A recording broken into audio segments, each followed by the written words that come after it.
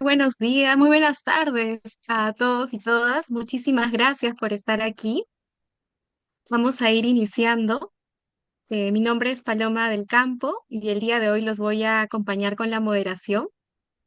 En el marco del Día Internacional de la Mujer, el Departamento Académico de Teología tiene el agrado de invitarles a este evento que se titula Mujeres, Espiritualidad y Liderazgo, construyendo comunidades desde la fe y el territorio.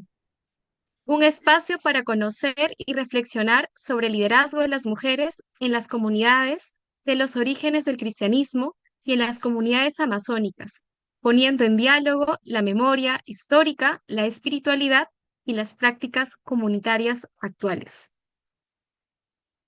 Bueno, sin más preámbulo, me gustaría darle el uso de la palabra a la doctora Paola Polo, quien va a iniciar esta, este webinar, esta conferencia del día de hoy.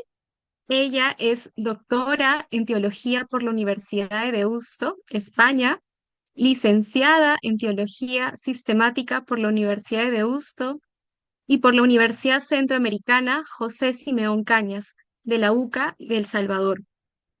Además, es egresada de la maestría en educación con mención en docencia universitaria por la UNIFE, licenciada en Educación por la Universidad Nacional de Trujillo, y además forma parte de la Asociación Ecuménica de Teólogos del Tercer Mundo.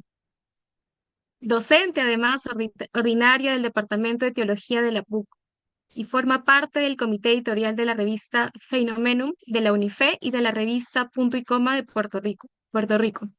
Su interés por la investigación gira en torno a la cristología desde la figura del Jesús histórico, los estudios del origen del cristianismo y desde la experiencia de las mujeres. Estimada doctora Paola Polo, usted puede hacer el uso de la palabra. Muchas gracias y bienvenida.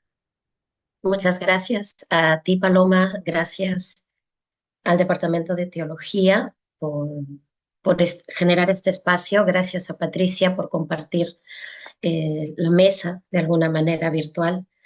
Y muy buenas tardes a todos y a todas. Pido disculpas porque tengo un poquito la voz con afonía, pero haré todo el esfuerzo posible. He subido todo el volumen para que me puedan un poco seguir en la secuencia. Eh, la idea de este espacio intentaba compartir eh, el ser de las mujeres en los orígenes del cristianismo y sus prácticas y cómo ellas van generando espacio en este tiempo, ¿no? Eh, yo he querido empezar con esta imagen de Maximino Cerezo Barredo porque sus pinturas son teología pura, que no solo reflejan la diversidad de lo que somos y la riqueza que tenemos en América Latina y en nuestras espiritualidades, sino porque ha tenido el detalle, supongo desde su experiencia humana, de incluir en sus pinturas a las mujeres constantemente y de esta manera rindo homenaje y agradecimiento tras la muerte de él. El primer punto que voy a abordar en esta temática que he querido titular Mujeres en los orígenes del cristianismo, espiritualidades creadoras de fe e identidad. Quiero resaltar el término creadoras eh, porque muchas veces se ha presentado a las mujeres como objetos pasivos, receptores, eh, llenando espacios, pero no pensando ni creando, ¿no? Entonces he querido ponerle este título. Eh, y uno de los primeros puntos que quiero presentar es el de contemplar en este primer momento a las mujeres como discípulas y creyentes, bajo esta idea de que han seguido a Jesús, han recibido sus enseñanzas y se han dejado interpelar por él. En este primer punto, uno de los elementos claves de los evangelios es que podemos ver que las mujeres siguen a Jesús por los caminos de Galilea e incluso hasta Jerusalén. Así atestiguan los evangelios.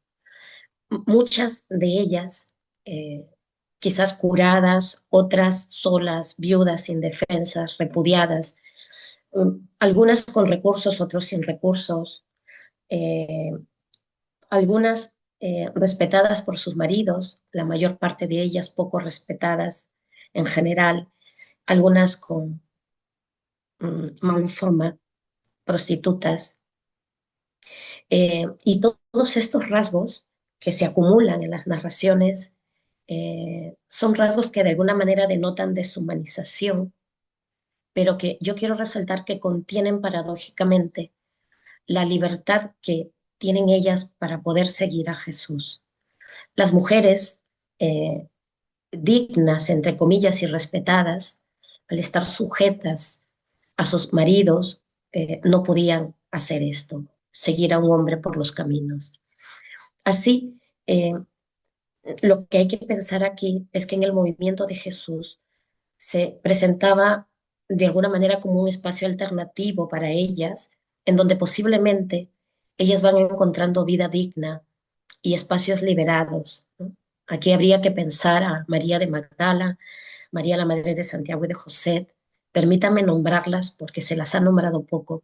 Salomé, las hermanas Marta y María, Juana, María de Cleofás, Zafira, las viudas helenistas, Tabitá, María la madre de Juan Marcos, posiblemente el evangelista Marcos, las hijas profetizas de Felipe, la samaritana, Eunice, Loide, de quien se dicen de estas últimas que eran mujeres arraigadas en la fe. El seguimiento de Jesús eh, y todo seguimiento, no solo de mujeres, sino también de hombres, supone discipulado. Entonces habría que pensar aquí a las mujeres entonces como discípulas. Pero no solo eso, sino que también ellas van a sentarse en la mesa con Jesús.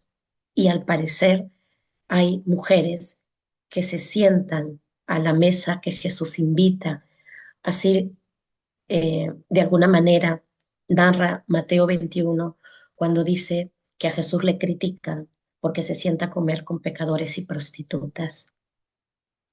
Y ellas, además, si vamos un poco más adelante, no solo participan de las comidas diarias, ordinarias, sino también de las festivas, como la última cena de Jesús, que aunque las mujeres no estaban obligadas a ir a Jerusalén y por lo tanto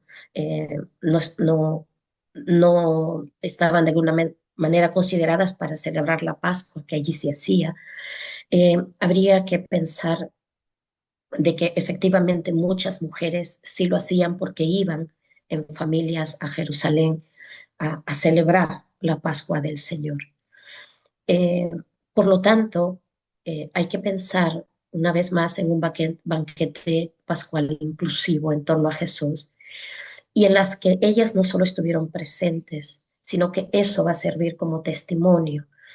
Hay que decir que ellas también son testigos oculares de estas experiencias vivas con Jesús.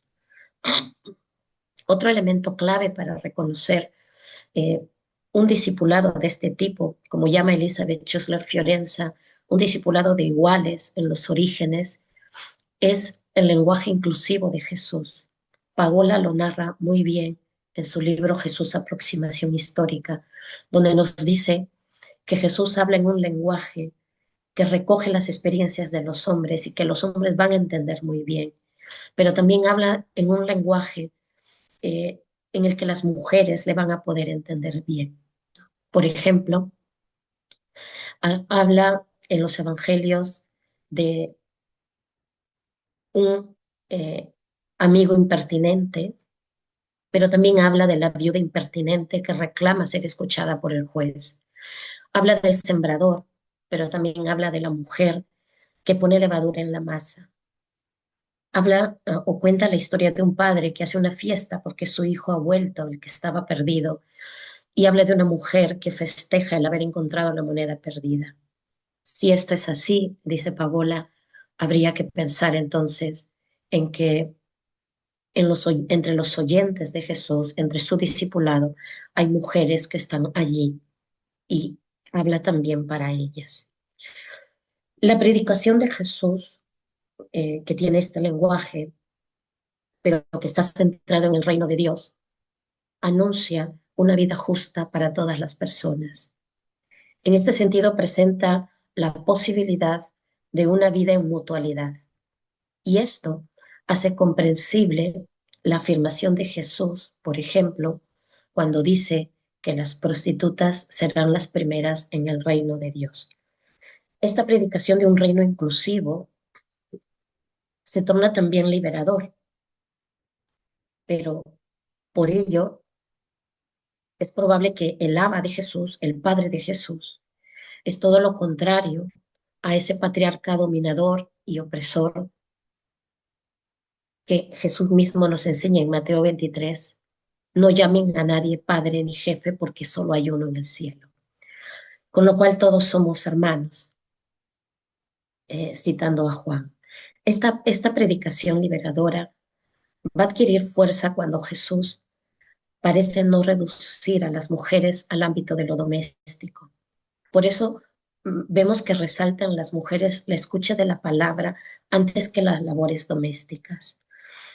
No está anulando las labores domésticas de los haceres de las mujeres, pero resalta una ante la otra.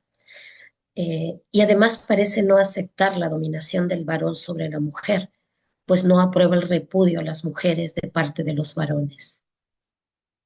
Y quizás por ello no hay ningún texto en los que Jesús diga que las mujeres son diferentes e inferiores que los varones, ni que tengan la tarea diferenciada. Lo que Jesús parece resaltar más bien aquí es una relación horizontal, donde si bien es cierto las mujeres pueden ser proclives al mal, no lo son por ser mujeres, ni lo son en mayor dimensión que los hombres. Eh, Tenemos por aquí, por ejemplo, el relato de la mujer que iba a ser lapidada por adulterio. De ahí que los evangelios muestren que la mujer pagana, la hemorroísa o la viuda, de quien se dice lo que han hecho, no obstante, Jesús va a destacar su ejemplaridad en la fe, su generosidad y la entrega desinteresada.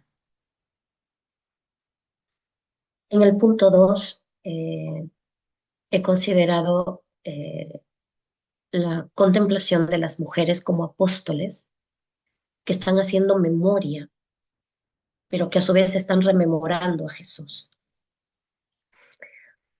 Mientras escribía, preparaba este momento, se me vino la pregunta, ¿qué pasó con las mujeres tras la muerte de Jesús? Ellas estaban arropadas por Jesús en medio de un mundo tan estereotipado que las veía como fuente de mal.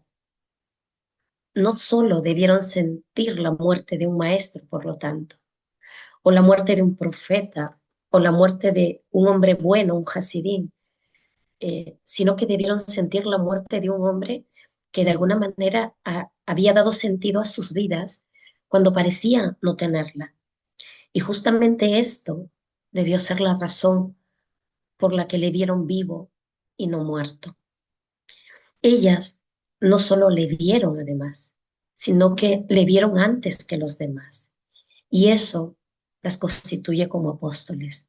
Por eso María de Magdala ha de ser reconocida como la apóstol de los apóstoles, no solo por ser la primera, sino además porque es la enviada a predicar a los otros, y ese envío es por el encargo del resucitado. Elisa Esteves, Carmen Bernabé nos hablan justamente de esto, de María como el apóstol de los apóstoles. Pero ser apóstol no es un mero título.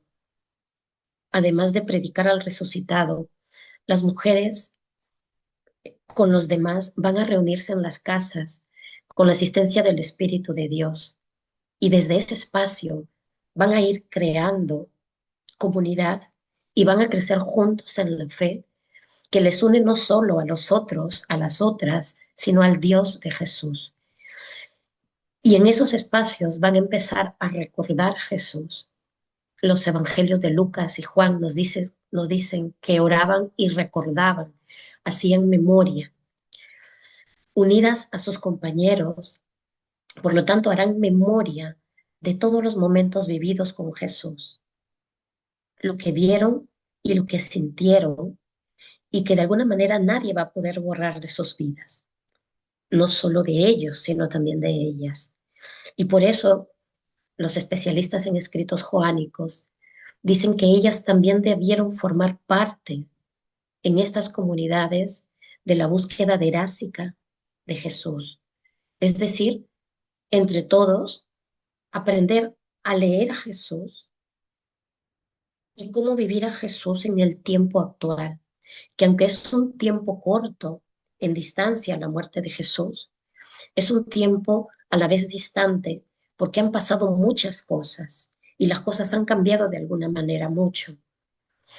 Sobre todo, esto se va a dar en un espacio en donde la comunidad como la joánica va a estar bajo un modelo horizontal de hermandad, como es el modelo de Betania, es decir, la casa de Lázaro, Marta y María, donde no hay padres, sino solo hermanos.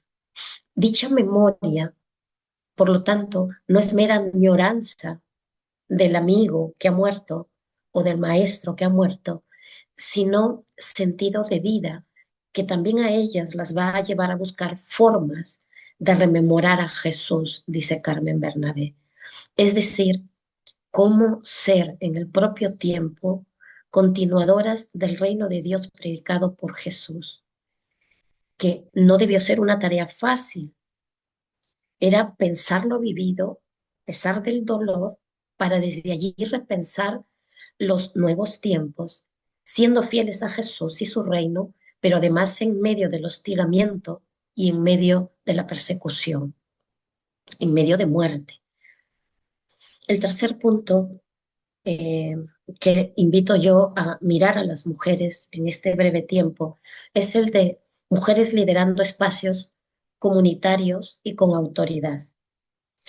Entre la memoria y la rememoración que hemos hablado de las primeras comunidades cristianas, se fue construyendo no solo la identidad en la que ellas participaron, sino también toda una estructura organizativa.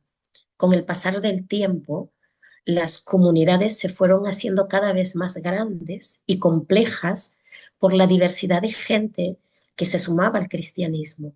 Diversidades no solo por lengua, eh, por la etnia de procedencia, sino por todo lo que ello supone, formas de ver la vida, formas de comprender al ser humano, formas de pensar a Dios, venidas del mundo politeísta y encontrarse con un Dios en el mundo monoteísta. Todo esto llevó de alguna manera a construir estructuras que eran necesarias para el liderazgo y la buena organización de la comunidad que llevaría a una eficacia en la misión. Y en ella también participaron no solo hombres, sino también mujeres. Con la autoridad que les daba la fe, ellas van a contribuir no solo a la creación, por lo tanto, de nuevas comunidades, sino también a la consolidación y a la expansión del cristianismo alrededor del Imperio Romano. Desde Jerusalén, Samaria, Galilea, hasta llegar a Antioquía de Siria y de allí a todo el Imperio Romano, mujeres como Lidia de Tiatira, de quien se dice que gobierna una casa, que da hospedaje y que viaja, o como las temerosas de Dios de Tesalónica y Berea, que se dice que eran ricas, benefactoras, prominentes y distinguidas, o Dámaris, quien dicen que se convirtió en Atenas. De muchas de ellas se dice que visitan comunidades para ver y animar, que llevan mensajes del apóstol Pablo y cartas y que informan a Pablo de los problemas. Ellas supervisan las comunidades locales, instruyen y evangelizan, según Romanos y Primera de Corintios. Ellas son discípulas cristianas, ministras, benefactoras, apóstoles, colaboradoras y hermanas que contribuyen al crecimiento comunitario. Y ojo con esto, con tiempo, con bienes y cualidades y con honor, inteligencia y capacidad. Es decir, no solo acompañando a sus hombres o solo haciendo bulto. De Bodia y Sintique se dice que fueron dirigentes locales de Macedonia con recursos económicos, sin acompañamiento de varón, y que lucharon con Pablo a favor del Evangelio y como dirigentes. Tenemos a María, Trifenia, Trifosa y Pérside, cuatro mujeres presentadas como colaboradoras y que han trabajado con fatiga, dice Romanos, en el Señor, y que lo han hecho con autoridad en la misión y con liderazgo al ser anfitrionas y benefactoras. Y la gran Prisca o Priscila se dice que fue misionera, itinerante, artesana, maestra y anfitriona, junto con su esposo Áquila. Se dice que pusieron su casa, sus bienes y sus personas. Y quien pone la casa es quien dirige en estos tiempos la comunidad, la iglesia. Ellos combinaron profesión de artesanos y misión, no solo desde la casa, sino también como colaboradora de Pablo y exponiendo su vida por Pablo junto con Áquila. Además, se dice que ella fue formadora del judío alejandrino Apolo en Éfeso y ella envía a Apolo con una carta de reconocimiento, algo así como de recomendación a Corinto. Eso significa que no solo tenía autoridad en su espacio directo, sino en otras ciudades a las que con bastante probabilidad ella viajaba. De Febe se dice que es ministra, diáconos, benefactora, hermana, bienhechora, que fue colaboradora en Cencreas y que según Romanos tenía la función de animar a las comunidades. El cuarto punto que quiero abordar es tejiendo identidad cristiana en resistencia y esperanza, porque no todo ha sido bonito, no todo ha sido color de rosa, no solo para las mujeres, tampoco para los hombres, pero hay que decir que para las mujeres tampoco. Las mujeres cristianas van a encontrarse problemas frente a los matrimonios mixtos, por ejemplo, es decir, mujeres casadas con no cristianos, va a ser el motivo para desprestigiarlas. Van a sufrir por ello hostilidad, descrédito y exclusión. Entre ellas Ninfa, pero también Tiatira, de quien se dice que era una gran profeta, pero se termina diciendo que fue prostituta y que profetizaba enseñando la seducción a la fornicación y a comer carne inmolada a los dioses. Mujeres que se dice practican la heterodidascalía, es decir, predican fuera de la doctrina. Pero ¿qué es la doctrina en este momento, entre los años 70 y 110? Es no estar supeditada a los códigos domésticos. Los códigos domésticos son un instrumento que pone en la cabeza de la familia al pater familia y en subordinación a la mujer, a los hijos y a los esclavos. El primer código está dirigido a la mujer y dice que ella debe ser sumisa ante el marido. Elizabeth Schusler Fiorenza dice que esta es una especie de patriarcalismo del amor, es decir, en torno a la figura del amor en la familia se está normalizando o avalando y luego normalizando la sumisión de la mujer. Eh, Sin embargo, hay que decir que ellas van a mantenerse en resistencia porque van a reclamar el liderazgo y van a pedir un papel más activo. Como dice Elisa Esteves, un término que a mí me gusta mucho recoger de ella, ellas van a reclamar, enseñar cómo poder de significar la vida a los demás, tal y como el maestro ha significado la vida de ellas, es decir, ha dado sentido a sus vidas. Y para terminar, eh, quiero recoger la liturgia del domingo que viene, 8 de marzo, Día Internacional de la Mujer, donde la liturgia presenta el texto de Juan, en el texto de Juan 4, el encuentro de Jesús con la mujer samaritana. Es un texto muy rico si queremos hablar de lo que las mujeres han hecho en esta época. Hoy quiero citarla para que, en unión con la Iglesia, se siga visibilizando en ellas la capacidad que tenemos las mujeres para romper estereotipos de género, de etnia y de estigma social, la creatividad que poseen para narrar la fe y forjar espacios alternativos y comunitarios, para evangelizar a pesar de los frenos, para evangelizar a los pueblos y luego, como buenas líderes, dejarlos crecer como la samaritana. Y quiero resaltar también la capacidad que hemos tenido para liberarnos del cántaro que dejamos a un costado porque nos pone freno, para recibir un agua viva y darla transformada en vida digna. Muchas gracias. Muchísimas gracias, doctora Paola Polo. Realmente me siento muy contenta y muy agradecida de escuchar todo lo que ha mencionado, sin lugar a dudas, y estoy segura que no soy la única. este, Nos resuena muchísimo sobre nuestro rol como mujeres en este camino, en este caminar también de nuestra iglesia, este camino de Jesús, reconociéndonos discípulas, pero también apóstoles, apóstoles de este Jesús liberador, que como usted mencionaba, además, cuando trajo la predicación de una vida justa, implicaba pues hermanarnos todos con horizontalidad, ¿no? Dejando de lado de pronto estas desigualdades que ya existían en aquellas épocas. Entonces, creo que lo que nos relata, sin lugar a dudas, también nos resuena con la situación actual, de cómo vamos viviendo este apostolado, este camino de ser discípulas y también mensajeras de la buena nueva de Jesús, ¿no?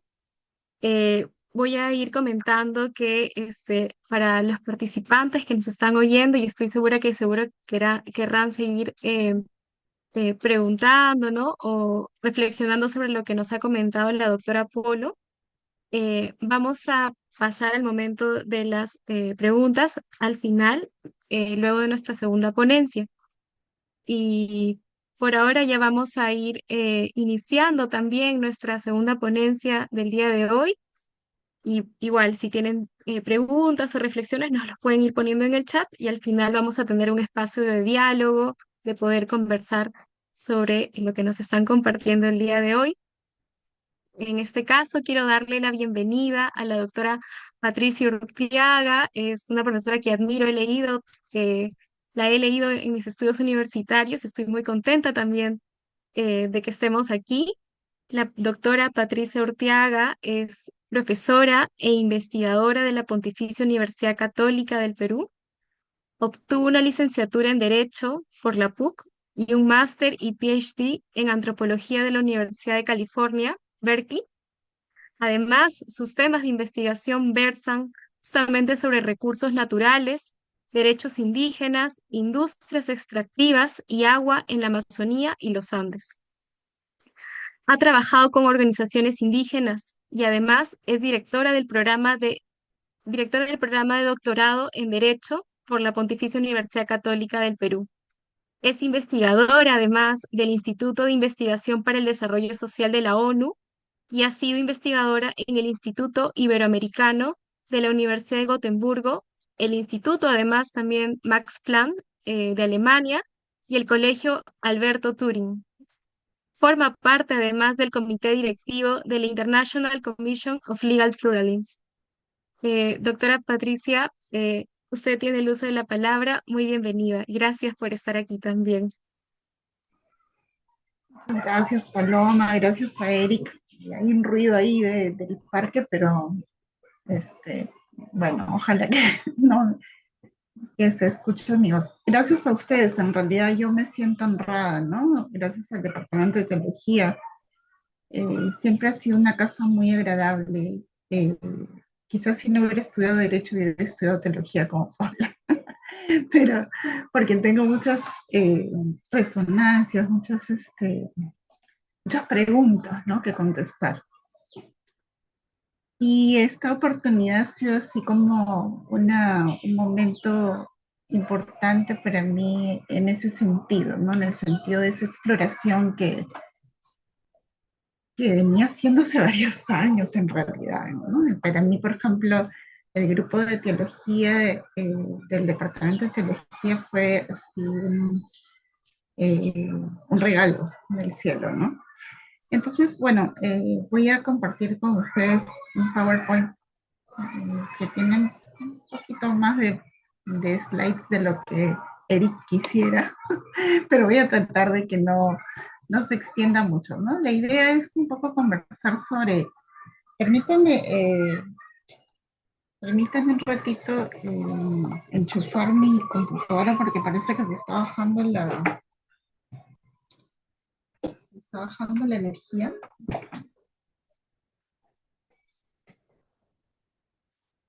Ahora sí. Entonces, les decía que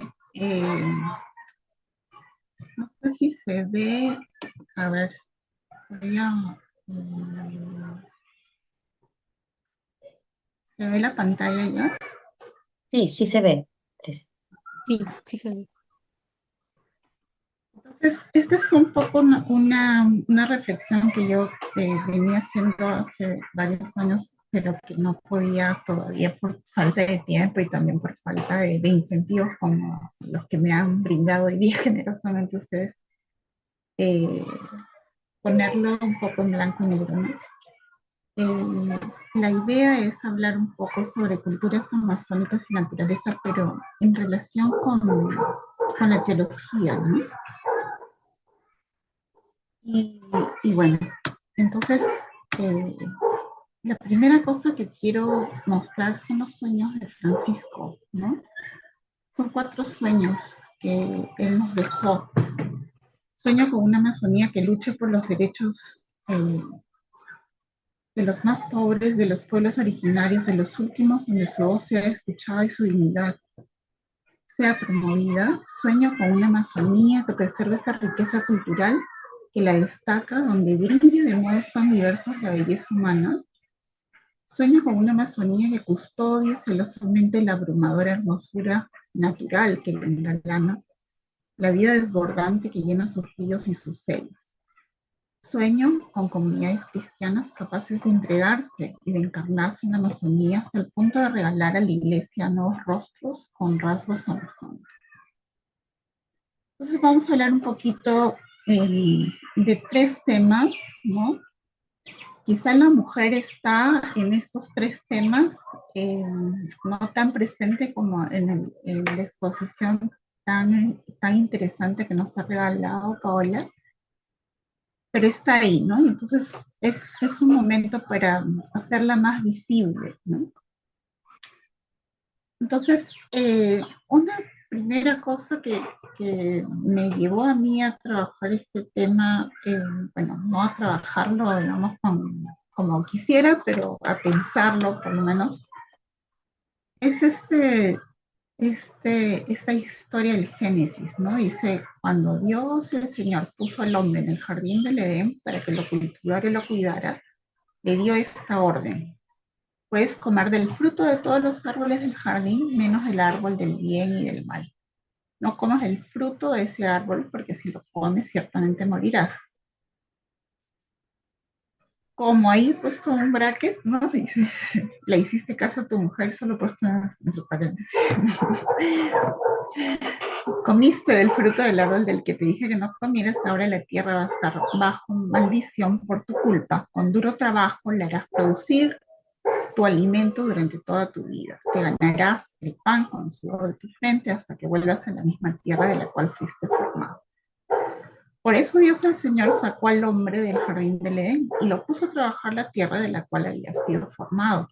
Después de haber sacado al hombre, puso al oriente del jardín unos seres alados y una espada ardiendo que daba vueltas hacia todos lados para evitar que nadie llegara al árbol de la vida. ¿Y esto por qué resuena un poco con el tema de esta presentación? Porque en la cultura indígena amazónica hay ciertas normas, ¿no? Ciertos principios que resuenan con esta idea del fruto de ese árbol, ¿no? Del árbol del bien y del mal. Por ejemplo, una de las primeras cosas es que el centro de la sociedad no es el individuo, sino es el grupo humano, ¿no? En comunión con su entorno natural. Y allí la regla principal es que se debe cuidar la naturaleza, ¿no?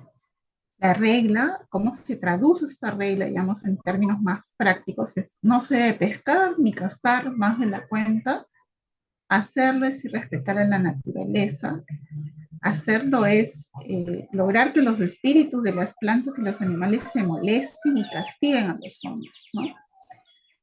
Por otro lado, hay digamos, un aspecto correlativo, una consecuencia correlativa de esto, que se expresa un poco en la organización social de las comunidades indígenas amazónicas, y es que el prestigio de las personas, digamos, de las familias, radica en ser eficientes, pero generosos, ¿no?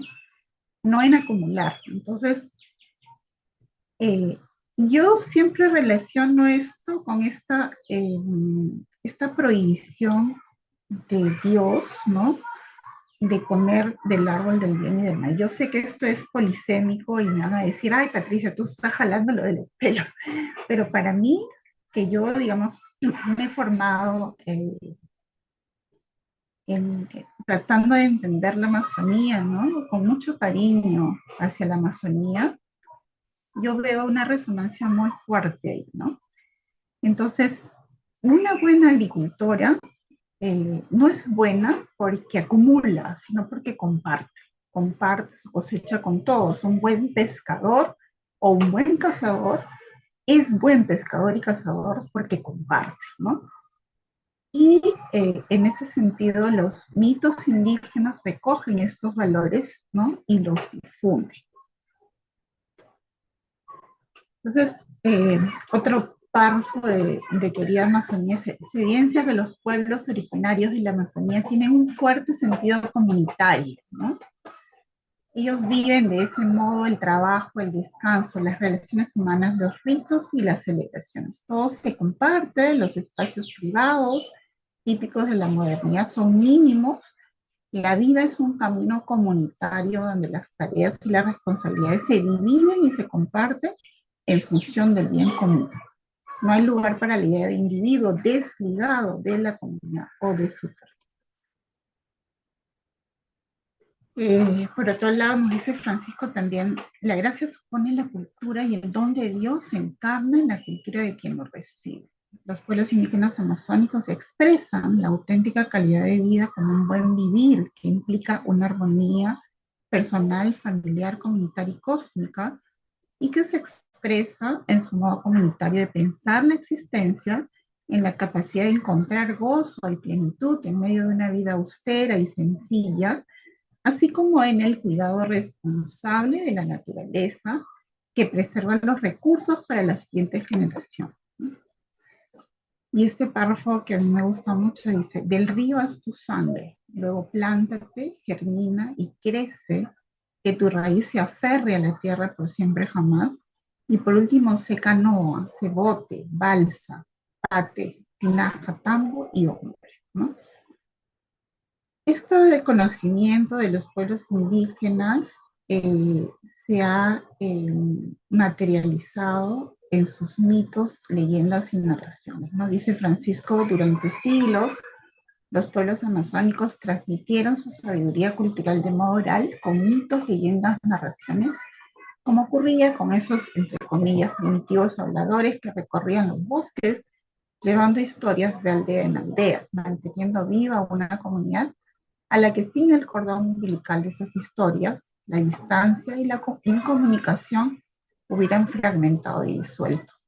Por eso es importante dejar que los ancianos hagan largas narraciones y que los jóvenes se detengan a beber de esa fuente. Ahora vamos a ver un poquito los mitos, ¿no? Yo les cuento así rápido porque ya sé que me van a tocar el pito ahorita. Pero bueno, este mito de Nuncuy es un mito femenino, ¿no? Es un mito que, digamos, es común a varios pueblos indígenas de la familia Ains Chichán, los Aguajún, los Shuar, ¿no? Los Achuar, en fin. Entonces, ellos cuentan la historia, ¿no? De que hace mucho tiempo, ¿no? Los Shuar vivían solamente recolectando, ¿no? Y entonces una mujer que estaba buscando comida, ¿no? Por la ribera del río, divisa a otra mujer que le daba muchos tubérculos y dice, uy, esta mujer debe ser muy, muy rica, ¿no? Se acerca y viendo sus canastas llenas de comida, le pregunta si le podía dar algo. Y la mujer le dice, yo soy Nuncuy, dueña de todos los tubérculos, perdón, de los chanchos y de las gallinas, te puedo dar todo eso si cuidas a mi pequeña hija, ¿no? Pídeselo a ella, pero si no la tratas bien, todo lo que te ha dado te lo quitará, ¿no? Entonces, les hago un resumen. La mujer lleva a la niña a la casa, ¿no? Y la niña hace que ellas tengan abundancia. Por primera vez la mujer le puede dar chicha a su marido y todo es felicidad. Pero un día la deja sola y la mujer se va a la huerta, ¿no? A cosechar y los hijos de la mujer acosan a esta niña, ¿no? A esta niña, la hija de Nuncuy. La niña llora amargamente y se sube al techo de la casa, ¿no? Entonces, su llanto genera muchas tormentas y cuando regresa la mujer a la casa y ve lo que sus hijos habían hecho con esta niña, trata de sacar a la niña de la caña donde se había escondido, pero ella baja por la caña y entra a la tierra, ¿no? Entonces Nuncuy, ¿no? Molesta por lo que le habían hecho a su hijita, los maldice a los Shuar, ¿no? A los Shuar, a los Achuar, bueno, todas estas familias, ¿no? Les dice que desde ese día van a tener que sembrar sus propios cultivos, que van a recibir muy poco de sus huertas a menos que trabajen duro. Y para eso las mujeres tienen que hacerle canciones a la tierra, ¿no? Y estos cantos, estas canciones se llaman anens, ¿no? Le cantan, son cantos para Nuncuy, para que los cultivos y los animales vayan prosperando. Eh, perdón. El otro mito es el mito de Yacumama, que es común en toda la Amazonía, ¿no? Y es la historia, el mito de la existencia de una serpiente anaconda muy grande, ¿no? Que habita en los ríos Pochas y quebradas de la selva, cuya función es proteger las aguas, ¿no? Pero también crearlas, ¿no? Y las protege formando remolinos o cambiando el cauce de los ríos, utilizando chorros de agua que brotan de su cabeza para atacar a otras bestias, dice, o transformando su entorno, ¿no? Moviendo los árboles, etc. A veces se aparece como un remolino, otras es una sombra en el agua, o como una mujer hermosa de cabellos largos que seduce a los hombres para capturarlos y llevarlos al fondo del río, ¿no?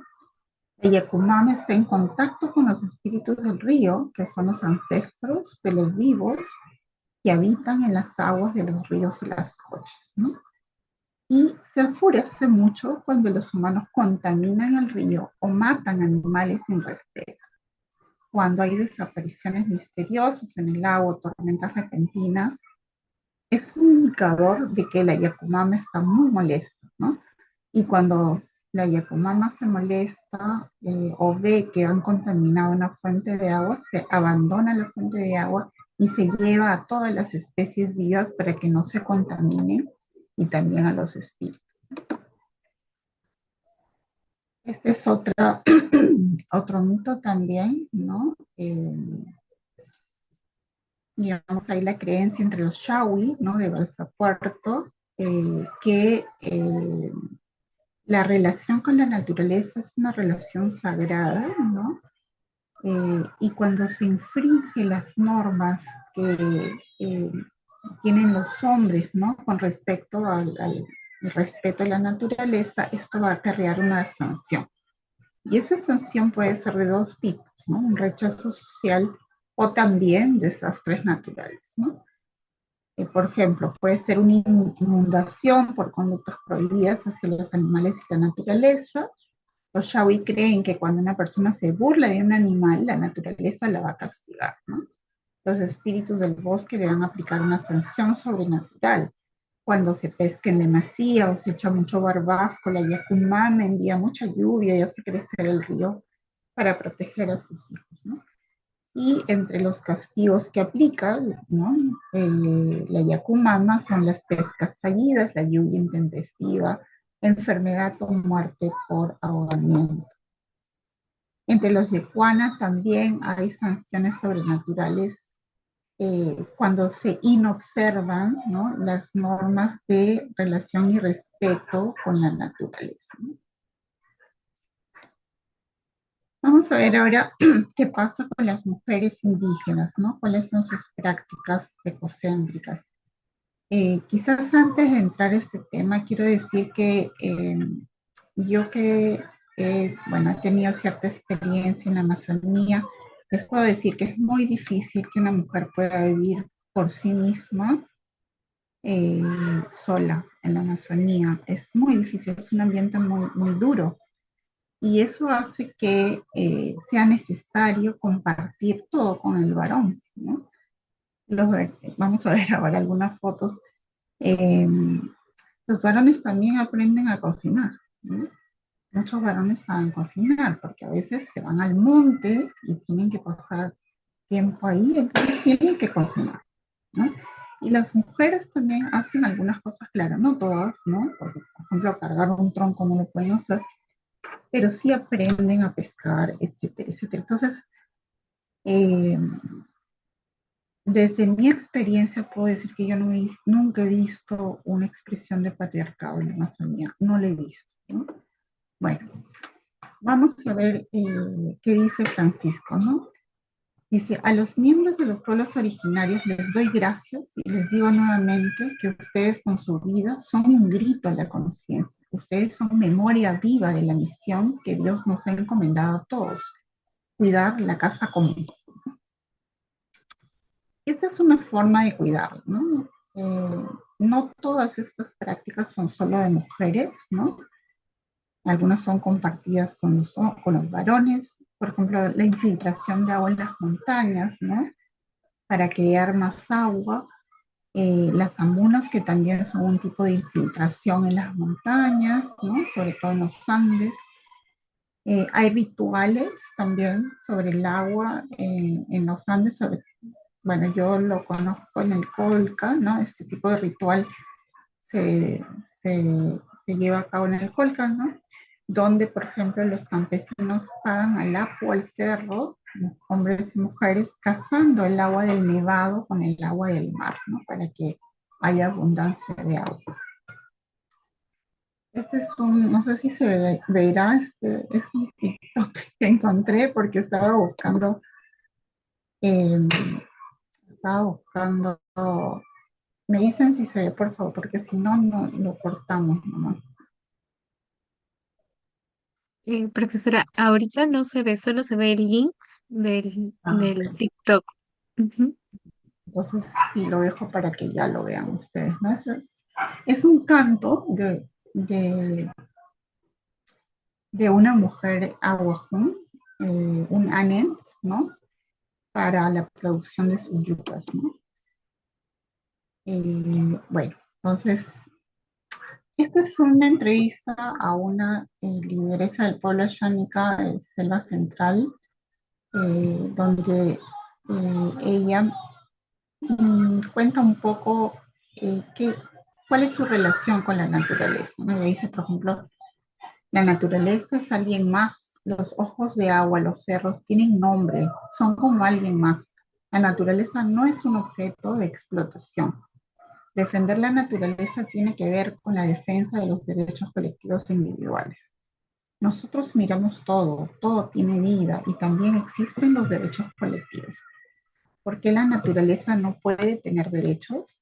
Para nosotros es importante la ley que planteamos porque cuidar la naturaleza es un tema integral. No separarnos, no separamos el agua del bosque y de la tierra. En cambio, el derecho separa la naturaleza. En el caso de las personas, no vas a sacar una ley para cuidar solo tu brazo y tu pierna. Es una protección integral al ser humano. Si te saco un brazo, aún estás vivo. No tiene sentido decir, te protejo tu brazo, pero no tu corazón. Ellas tienen una práctica bien interesante que se llama la sanación de la madre naturaleza, ¿no? Y es una forma de cuidar el agua, ¿no? De cultivar el agua también, ¿no? No usan agrotóxicos, por ejemplo, ¿no? Y lo que hacen es van al lugar, ¿no?, que quieren proteger, hacen una ceremonia y se consigna el nombre del ojo de agua, por ejemplo, bebedero de perdiz, ¿no? En un acta comunal se considera un sitio sagrado. En el estatuto comunal ponemos que ahí no se debe talar y se debe reservar 50 metros alrededor del ojo de agua, ¿no? Los niños también son involucrados en el sembrado de plantas nativas para que aprendan y protejan este ojo de agua, ¿no? Esa es una práctica que ya la van haciendo con 20 comunidades, ¿no? La organización de mujeres se llama OMIASEC y articula 20 comunidades de Selva Central. Esta es la foto, ¿no?, donde están yendo a ver sus ojos de agua, ¿no? Bueno, y ahí vamos a un tema que, bueno, yo lo vengo trabajando hace bastante tiempo, que es el reconocimiento del derecho de los ríos, ¿no? Cómo esto se materializa en, digamos, en la protección legal de la naturaleza por parte de los pueblos indígenas. Y ahí, por ejemplo, en Estados Unidos hay varios ejemplos de reconocimiento indígena de derechos de la naturaleza, ¿no? Por ejemplo, en el 2024, la tribu Rappahannock de Estados Unidos consagró los derechos de la naturaleza en su propia constitución. Desde el año 2016, otras tribus de Estados Unidos también han adoptado resoluciones para proteger los derechos de la naturaleza. En Canadá, el Consejo Innu, ¿no?, el Coatinshipi y la Municipalidad del Condado de Mingani, en Canadá, reconocieron la personalidad jurídica del río Macpi. En el 2016 también otra nación indígena, Ho-Chunk, aprobó una resolución para reconocer los derechos de los ríos. En el 2017 la nación Ponca. En el 2019 el Consejo Tribal Yurok, ¿no?, otorgó al río Klamath el derecho a un medio ambiente limpio y, digamos, la capacidad legal para accionar. En el 2020 los Nez Perce reconocieron los derechos del río Snake y en el 2020 la tribu Menominee hizo valer los derechos del río Menominee a permanecer libre de contaminación. Y llegamos a nuestra Amazonía. Este ejemplo es muy bonito, ¿no? Es una organización de mujeres eh, muy ligada a la iglesia, ¿no? Es Huayna Cana, Cana, una organización de mujeres indígenas Cama de la Amazonía que tuvo el gran apoyo del Vicariato Apostólico de Iquitos y que fue liderada por, bueno, 4 mujeres, una de las cuales es Mariluz Kanakari, quien presentó una demanda para reconocer al río Marañón como sujeto, logrando que la Corte lo reconociera como titular de derechos, ¿no? La idea de este reconocimiento, digamos, legal del río como titular es que se defiende al río contra la contaminación extractiva y promueve su restauración. Pero lo más importante es que se le considera un ser vivo, ¿no? Vamos a ir terminando ya con algunas frases de Francisco. Yo encontré esto que me pareció muy sugerente, ¿no? Francisco dice, es necesario indignarse como se indignaba Moisés, como se indignaba Jesús, como Dios se indigna ante la injusticia. No es sano que nos habitemos al mal. No nos hace bien permitir que nos anestesien la conciencia social mientras una estela de dilapidación, incluso de muerte por toda nuestra región, pone en peligro la vida de millones de personas y en especial el hábitat de los campesinos e indígenas. Si las culturas ancestrales de los pueblos originarios nacieron y se desarrollaron en íntimo contacto con el entorno natural, difícilmente puedan quedar indemnes cuando ese ambiente se daña. La humanidad debe tener siempre presente la interrelación entre la ecología natural, es decir, el respeto por la naturaleza, y la ecología humana. Esa insistencia en que todo está conectado vale especialmente para un territorio como la Amazonía. El ambiente como recurso pone en peligro el ambiente como casa. Estas son algunas fotos del río Marañón. Miren cómo se contaminó varios años por varias roturas del oleoducto. Se contaminaron varias quebradas, ¿no? Y el propio río Marañón con petróleo. Las mujeres tuvieron que recurrir a bañar a sus hijitos ya no en el río, ¿no? A cocinar de una forma especial, ¿no? Sacar el pescado rogando para que no esté contaminado. Los hombres tendrían que cargar, ¿no? El agua del caño, ¿no? Echarle cloro, etcétera, etcétera, porque ya no podían usar el agua de sus quebradas, ¿no? Acá vemos a más varones también ayudando, cargando el agua, ¿no? Y las mujeres al lado de los hombres peleando, ¿no?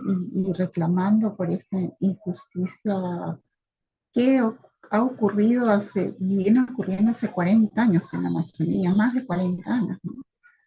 Eh, pero lo que yo quiero decir es que si bien es importante y es fundamental que la mujer participe eh, y que se vea su trabajo y se valore su trabajo, creo que es importante que lo haga de la mano del varón, porque esta problemática es tan compleja que ellas solas no podrían y ellos solos tampoco, ¿no? Entonces creo que ahí hay que tomar en cuenta lo que nos dice Francisco, ¿no? Aprendiendo de los pueblos originarios podemos contemplar la Amazonía y no solo analizarla para reconocer ese misterio precioso que nos supera. Podemos amarla y no solo utilizarla para que el amor despierte un interés hondo y sincero. Es más, podemos sentirnos íntimamente unidos a ella y no solo defenderla. Y entonces la Amazonía se volverá nuestra casa como una madre. Porque el mundo no se contempla desde fuera, sino desde dentro, reconociendo los lazos con los que el Padre nos ha unido a todos los seres.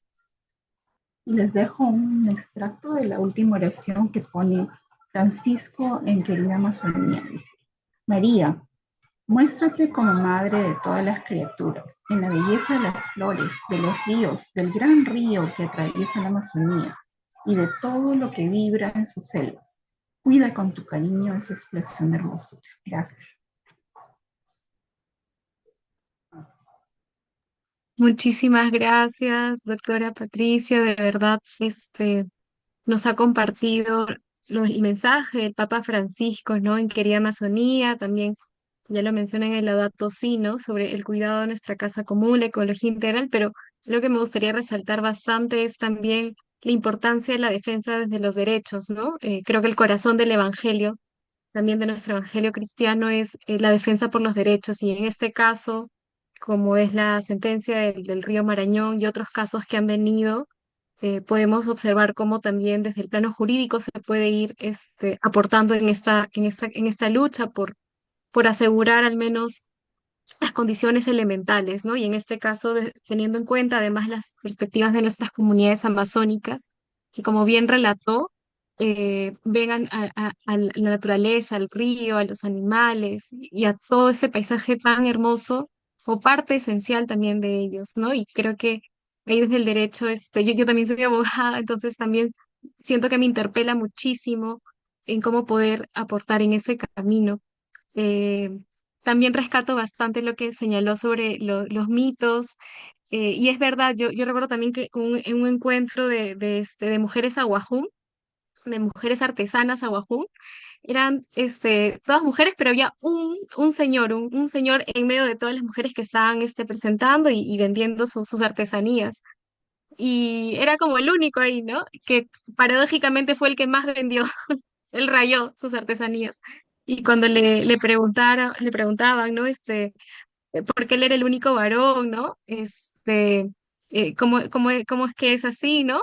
Él contaba que, si bien tal vez usualmente se estilaba, ¿no? Que tal vez las mujeres vean más la artesanía, él en un sueño vio que tenía que hacer artesanía. Y a partir de ese sueño decidió que dedicaría a la artesanía y lo hizo, lo hace, ¿no? Y para con ellas y hacen las artesanías juntos, ¿no? Entonces, creo que es muy interesante rescatar esto que mencionó, ¿no? Que estas como diferenciaciones que podrían haber en otros lugares en las comunidades amazónicas no necesariamente existen, ¿no? Y a mí ese caso a mí me dejó impactada y de verdad que él vendió casi todas sus artesanías. Muy bien, entonces muchísimas gracias a la doctora Paola, a la doctora Patricia. Ahora podemos pasar al momento de las preguntas, de las reflexiones. Los participantes, las y los participantes pueden dejarnos sus consultas por el chat, pero también podrían levantar la mano y yo les podría dar el uso del micrófono para poder seguir compartiendo y dialogando. Por aquí he visto ya unas preguntas que nos han ido llegando. Tenemos la primera pregunta de Edith Ponce, que va justamente dirigida a la profesora Paola. Nos consulta. Si al inicio del cristianismo las mujeres tenían un liderazgo participativo y creativo en las comunidades de fe, ¿en qué momento se pierde este liderazgo? ¿Es cuando el cristianismo pasa a ser la religión del Estado con el emperador Constantino o después con la influencia de la filosofía aristotélica en la Iglesia? ¿Quién hizo la pregunta, Edith? Perdón, Edith. Es la pregunta de Edith Ponce Castro. Bien, gracias, Edith. Edith Pons. Gracias por tu pregunta. Sí, y yo pienso que esto es bueno enfocarlo desde las propias experiencias, ¿no? Cuando hay una persona que tiene una conducta que puede traer problemas, un padre y una madre tienden a reprimir al hijo para que esa conducta no dé problemas, ¿no? Eh, lo mismo pasó aquí en el proceso en el que se van formando comunidades cristianas en los orígenes del cristianismo, ya entrando a la segunda generación, según los estudios, tal y como lo han clasificado, estamos hablando del año 70 hacia adelante, eh, la vida de los cristianos va generando ciertas incomodidades al modelo social romano. Celso, por ejemplo, va a reclamar que cómo es posible que estas mujeres vivan como emancipadas, es decir, que no, que algunas estén optando por quedarse solteras, no casarse, eh, algunas están dejando las tareas domésticas porque se están yendo a los de las tiendas, como le llamaban a los cristianos, y los hijos, en vez de salir de la casa casados, estaban yéndose, vamos a decirlo así, sencillamente de misioneros cristianos.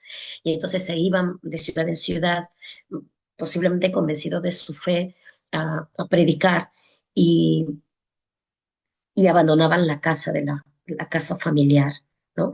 Teniendo en cuenta que en la segunda generación de los orígenes del cristianismo, el modelo de la comunidad cristiana va a ser el modelo de la casa familia.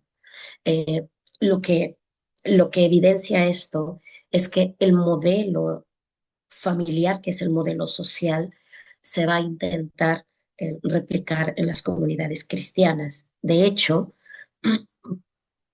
el que va a dirigir la familia como en la sociedad va a ser el pater familia al quien incluso se le habilitará de alguna manera como una especie de perfil, ¿no? Un hombre correcto, respetuoso, solidario, acogedor, pero también un hombre que solo tenga una mujer, que sepa controlar a su mujer para que no sea chismosa, por lo tanto que su mujer obedezca. Entonces, esta serie de elementos van a generar eh, eh, una serie de prácticas que poco a poco se irán normalizando y mucho más en la tercera generación con las cartas de Timoteo y Tito, en las que se va a poner esa especie de corsé para evitar que las conductas no traigan problemas con el modelo social romano, ¿no? Mm, puede ser efectivamente de cara a mantener esa estabilidad que habían alcanzado en la segunda generación y que Roma no arremeta contra ellos. Eh, sí, pero no por ser todavía iglesia, porque todavía no es iglesia institucional, eso va a ser más tarde, ¿no? Pero sí es una especie, pues, como, repito, como dije al inicio, una especie de marcar elementos que no causen escándalos, ¿no? Y problemas, en otras palabras. Espero haber respondido. Excelente, doctora Paola. Sí, yo creo que sí, lo que menciona es muy cierto, ¿no? Todas estas situaciones, este contexto, particular, sin lugar a dudas pudo haber marcado cómo se desarrollaron las relaciones dentro de las familias. Muchas gracias. Nos consulta también, bueno, nos dice Laura Elías, ¿no? Nos comenta, necesitamos dar a conocer más la valoración del río Marañón y alegrarnos todos y todas de esa experiencia. Sí, sí, Laura, de verdad, es una forma de tener esperanza a veces en este camino, por la lucha de la Amazonía, también por la defensa de la Amazonía, por el rol también de la presencia de las mujeres que, como hemos visto, marcaron la pauta en este caso en concreto, y creo que nos muestra que sí se puede caminar, o sea, sí se puede lograr resultados concretos. Hay fe en eso también. Eh, Nos consulta, bueno, el usuario dice HP, dice, muchas gracias por la ponencia. Quisiera saber si ambas ponentes, ¿no? Nos podrían brindar autoras que justamente abordan temas sobre el rol de las mujeres en las comunidades cristianas o del feminismo religioso. Eh, ahí les lanzo la pregunta con libertad. Ujú, sí, Si quieres, empiezo yo. sí. Bueno, Elisa Esteves, que es una profesora de la Universidad de Comillas, es especialista en los orígenes del cristianismo, tiene unas obras muy interesantes. Carmen Bernabé Ubieta, también, ella es especialista en los orígenes del cristianismo, concretamente en la figura de María de Magdala, ella fue mi profesora en estas áreas. Eh, pero también hay otras figuras muy interesantes eh, que no son, no se dedican estrictamente a los orígenes del cristianismo, pero que van analizando estos aportes como Elizabeth Schussler y sus perspectivas críticas, que son también muy interesantes, como biblista ella. Eh, y luego hay otros autores, varones, que también tienen una perspectiva muy inclusiva, como por ejemplo el gran Rafael Aguirre, eh, que por ejemplo es paradigmática su interpretación del Padre Nuestro como una oración eh, que permite la inclusividad de los que son excluidos, no solo mujeres, también hombres, pero también hay que hablar de mujeres. La mesa compartida, un tema que seguro muchos conocen si siguen la teología. Eh, y luego hay otros autores también interesantes como Carlos Gil, Santiago Guijarro, ¿no? Que también pueden servir de ayuda. Eso para el tema de mujeres. Y luego hay mucho más, ¿no? Para el tema en general de los orígenes. Muy bien, muchas gracias, profesora. No sé si la profesora Patricia nos quiera comentar, tal vez también desde la perspectiva jurídica, ¿no? Autoras que destacan, ¿no? Tal vez los enfoques interseccionales, en los que confluyen el rol de las mujeres, pero también su rol de pertenecer a comunidades, pueblos originarios amazónicos, que, como hemos ido viendo, ¿no? También tienen un rol protagónico. Y yo la verdad que no he explorado mucho, conozco algún material básicamente de ONGs sobre mujeres, pero la verdad tengo que decirlo, no me gusta mucho. O sea, la perspectiva feminista en la Amazonía es un desastre. Básicamente porque no entienden la lógica, ¿no? Entonces, desde una visión externa, eh, y no histórica tampoco, ¿no? Porque algunas conductas las atribuyen, por ejemplo, a los pueblos amazónicos cuando son conductas heredadas de los caucheros o de otros agentes que han intervenido en la historia de los pueblos amazónicos y que han cambiado un poco la forma de concebir las relaciones humanas, entre ellas las relaciones de pareja, ¿no? Entonces, esta falta de visión histórica creo que es bien importante, eh, porque si no, tu trabajo no va a reflejar lo que realmente pasó. Entonces, no puedo recomendar mucho, perdón. Pero No, eso, está muy bien. lo que decía Paula me parece interesante porque, eh, claro, el cambio, digamos, de cultura y la intervención de la cultura romana, ¿no? Digamos, eh, comienza a ajustar las clavijas en un determinado sentido, pero creo que también ahí hay consonancia con algunas prácticas judías que no podemos dejar de, ¿no? de comprobar, porque, eh, bueno, uno revisa el Antiguo Testamento y va a encontrar un montón de cosas que no son muy agradables, ¿no? Entonces, creo que ahí hay una mezcla de cosas que va a determinar también digamos, esas prácticas tan sectarias, tan ¿no? Discriminadoras dentro de la propia iglesia, ¿no? Entonces hay bastante pan para regalar, Paola. Ojalá que lo puedas hacer. Ondas. Sí, muy bien, muchísimas gracias, doctora Patricia. De ahí tenemos la siguiente consulta de Laura Elías y nos pregunta, ¿no? ¿La familia de Jesús no fue significativa simbólicamente de peso? Eh, si la familia de Jesús, ¿no? ¿Acaso no fue significativa simbólicamente, ¿no? Eh, de peso. No sé para Doctora, quién va, pero tal vez para la otra, pues, Laura, sí. Laura, hola Laura, gracias por tu pregunta, un gusto. Em, Debo confesar que no entiendo mucho, eh, pero no sé si puedes abrir el micro, pero si no intentaré decir lo que siento percibir.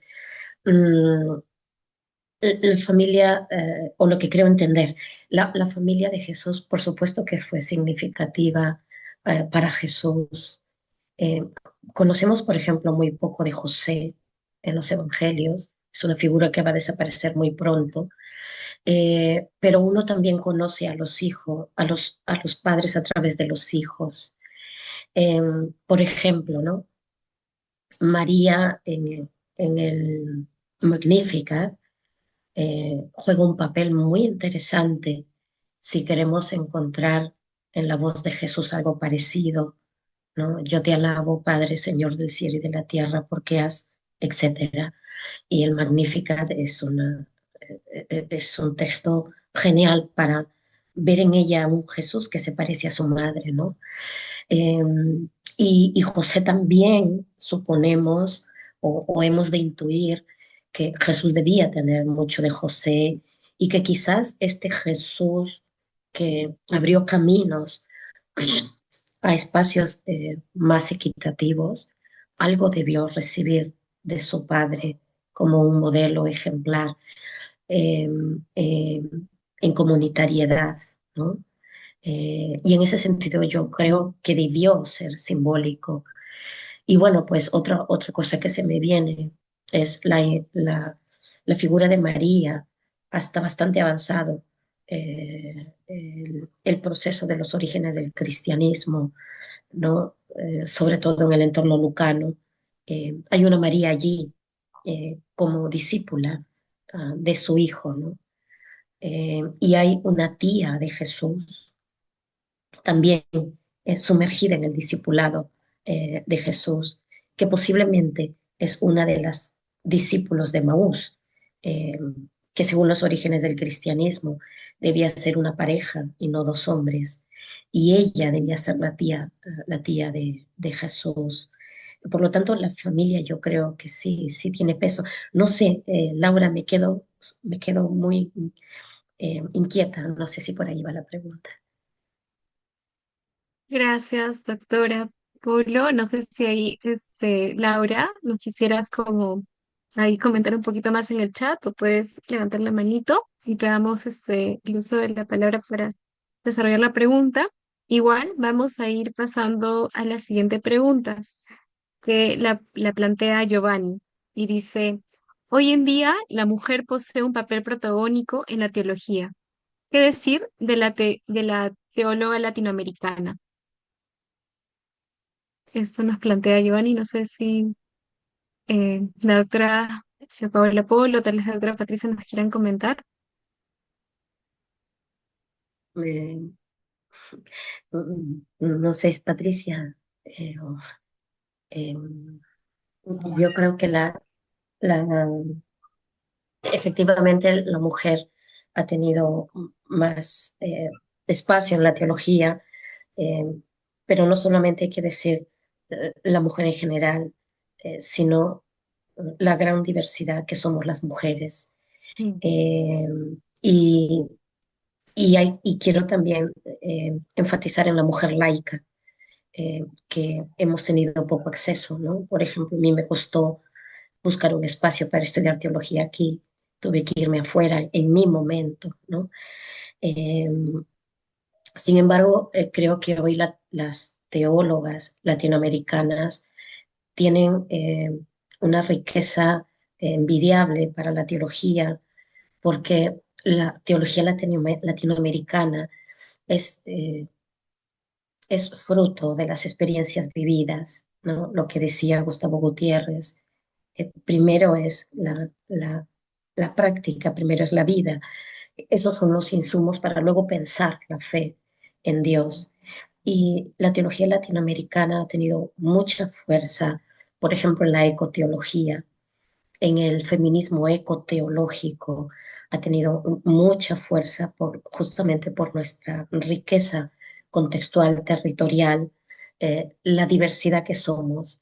Eh, pero por otro lado también el sufrimiento latinoamericano, que si bien es cierto el sufrimiento no sostiene la vida, pero hace visibilizar los anhelos de vida y por lo tanto la esperanza, que también ha estado muy marcado en las mujeres teólogas, ¿no?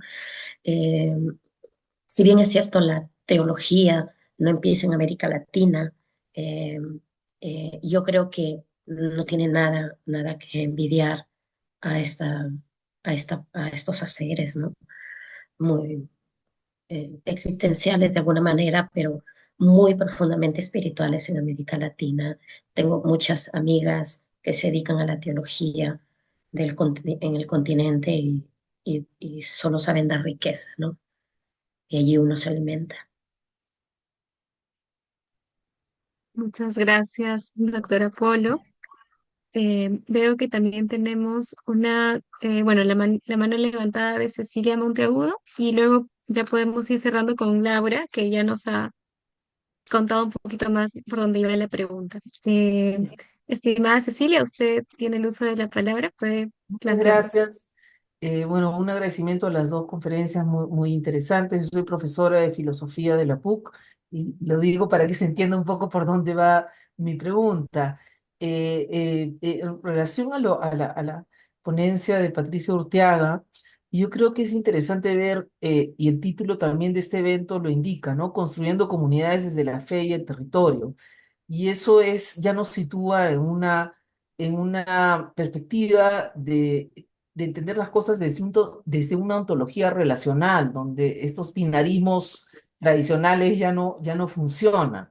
Y en ese sentido quería comentar lo que dijo Patricia respecto de que viendo las cosas desde el territorio, desde la naturaleza y nuestro vínculo con la naturaleza, las relaciones también entre hombres y mujeres se plantean en otra dimensión, ¿no? Y hay que comprenderlas también, aun cuando esto se enmarca, por supuesto, dentro de nuestra inserción en una cultura occidental, patriarcal, todo lo que se pueda decir, pero precisamente lo inspirador es como si nos colocamos desde el punto de vista de la naturaleza y del territorio, vamos a poder imaginar otro tipo de vínculos, ¿no? Ese era mi comentario. Gracias, Patricia, gracias, Paola, y qué decirlo, sobre todo desde la dimensión espiritual y desde esta dimensión que permite también pensar las cosas de un modo diferente, ¿no? Gracias. Muchas gracias, Cecilia. Muy Gracias, bien, Cecilia. sí, muy bien. Laura entonces nos planteaba, dice, ¿no? La familia de Jesús fue muy valiosa para él y también para sus discípulos. Jesús le pide a Juan a recibir a María como hijo. Mi pregunta va por el lado de que no solo los romanos, que no solo son los romanos los que inciden en el sentido de la familia en el cristianismo inicial y actual. Eso es lo que nos comenta Laura, ¿no? Y Bien. el que estamos viviendo, dice. Ujú. Muy bien, y ya la última, ahora sí, para ir cerrando, de Carolina Quintana, que nos consulta, ¿no? Profesora Paola, primero agradecer su tan buena exposición. Quisiera preguntarle qué causas considera usted se atribuyen a la tradición posterior de la Iglesia respecto a la limitación del liderazgo de las mujeres. Mm, Bueno, ahí habría que dar todo un tema, Carolina, todo otro tiempo más ahí que Eric no gestione.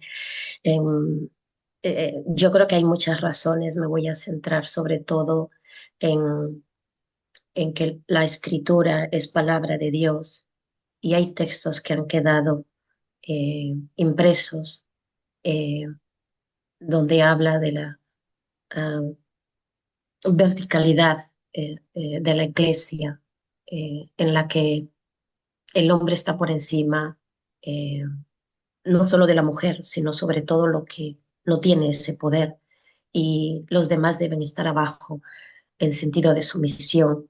Eh, Sin embargo, creo que hay otros elementos que hay que añadir a esto, eh, eh, que está envuelto en una liturgia en la que cuando uno lee un texto que dice eh, y que el hombre ame a su esposa y que la mujer obedezca a su esposo, uno dice, eh, ante la dulce palabra de Dios, te alabamos, Señor.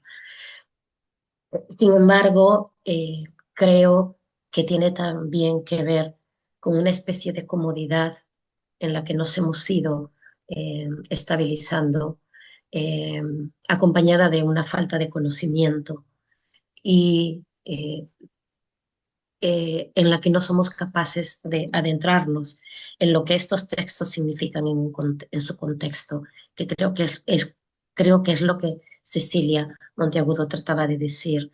Todo texto tiene una intención eh, y esa intención tiene que ser entendida en su contexto, en su realidad, en la que nace, en la que mueve al autor a escribir de ese modo. Y junto a ello, por supuesto, el sistema patriarcal, sexista, patriarcal, eh, androcéntrico, patriarcal, que ha estado durante mucho tiempo en nuestra historia y que ha permitido tener el poder para decir eh, lo que debe ser y lo que no debe ser, frente a mucho tiempo en la historia en el que las mujeres no hemos tenido acceso a la escritura, salvo algunas, en la clandestinidad. Eh, y cierro con una frase de una de las teólogas que leí en mi época de tesis, eh, Rosemary Redford-Rutter. eh, Creo que tenemos la responsabilidad de aprender a leer lo que ha quedado por debajo Mm. en el papel blanco, lo que ha quedado por debajo de las letras que se han escrito con negro. El problema es que qué tan dispuestos estamos a atravesar esas barreras y para conocer, por ejemplo, que en la tradición paulina, Pablo es un defensor de una comunidad horizontal, la metáfora del cuerpo, por ejemplo. Sin embargo, después, debido al contexto, se cambia y ya no todos somos iguales. Como decía Pablo, ya no hay hombres ni mujeres, etcétera, etcétera, etcétera, para no alargar. Entonces, yo creo que hay muchos factores eh, que van a ir sumándose a lo largo de la historia y que había que hablar mucho, Carolina, tendremos que tomarnos un café. Muy bien, muchísimas Muchas gracias. gracias. Muchas gracias, doctora Paola Polo. Muchas gracias, doctora Patricia Urteaga. Y muchas gracias a todos y todas quienes han planteado sus preguntas y que han estado aquí. Estamos muy contentos de haber podido conversar, dialogar. Estas reflexiones son valiosísimas, de verdad, nos han regalado nuevos aprendizajes, conocimientos y creo que nos vamos muy inspirados para seguir teniendo este tipo de espacios, ¿no? Y construir comunidades de la fe y el territorio, como se titula nuestro evento del día de hoy. Antes de ya ir pasando, quisiera invitarles, ¿no? A prender sus cámaras para tomar una fotografía, con mucha libertad, por supuesto, pero desde el Departamento de Teología sí nos gustaría poder vernos, sentirnos cerca ahí. A ver, Con Eric verte, Paola. sí, hola, ¿qué tal? Ahí, Eric, ¿me ayudas tomando la fotografía, por favor? Sí, A claro que ver, sí, todos, Paloma. Vamos a... gracias por estar aquí. Ujú. Son dos páginas, así que les voy a pedir que se queden ahí un momento. Ya, Vamos, perfecto. uno, dos, una más, uno, dos, listo. Gracias. Excelente. Todavía no se vayan, por favor. Vamos a proyectar un QR para una encuesta que desde el departamento se está buscando realizar a fin de conocer, ¿no? Qué tal les ha parecido nuestra ponencia del día de hoy. Y los invitamos también a seguirnos en nuestras redes sociales, y estar atentos a los próximos eventos que ya ahora este año que ha iniciado van a haber muchísimos más. Así que muchísimas gracias otra vez por estar aquí. Les dejo estos minutitos para... Ahí pueden escanear el QR, también se los van a enviar ahora un enlace en el chat del Zoom para que puedan llenar esta muy breve encuesta de opinión y espero vernos pronto, que tengan buenas noches, un buen fin de semana y sigamos en este camino, ¿no? De rememorar también el Día Internacional de la Mujer. No sé si alguien más nos quiera compartir algo y si no, ahí les invito a ir Yo llenando la encuesta. solamente, Paloma, gracias a todos, a todas, al departamento nuevamente. Muchas gracias, Patricia, por lo que nos has compartido. Ya tendremos que hablar. Un abrazo. Gracias a ustedes. Un abrazo también para todos. Muchísimas gracias, doctora Patricia, doctora Paola. Adiós. Gracias. Gracias, un abrazo. Muchas gracias, hasta luego. Muchas gracias. Adiós, buenas Gracias. noches. Buenas Muchas noches. gracias. Buenas Gracias. noches. Gracias.